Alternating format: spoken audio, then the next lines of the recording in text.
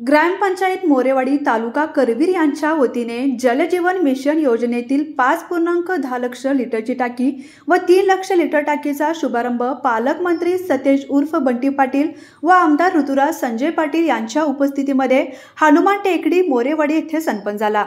गणेश टेकडी व हनुमान टेकडी येथील 4 टाक्यांची एकत्रित अंदाजपत्रीय रक्कम 14 कोटीपर्यंत आहे। या कार्यक्रमाचं प्रास्ताविक मोरेवाडी ग्रामपंचायतीचे गटनेते सुनीलराव शिंदे यांनी केले।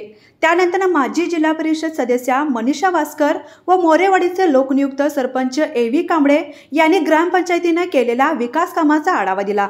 त्यानंतर आमदार ऋतुराज पाटील यांनी आपले मनोगत व्यक्त करताना भरपूर पाणी ग्रामस्थांना मिळणार अशी ग्वाही दिली व पालकमंत्री सतेज उर्फ बंटी पाटील यांनी योजनेतील अडचणी दूर झाल्या असून आता मुबलक पाणी मोरेवाडीकरांना मिळणार असे मनोगत व्यक्त केलं।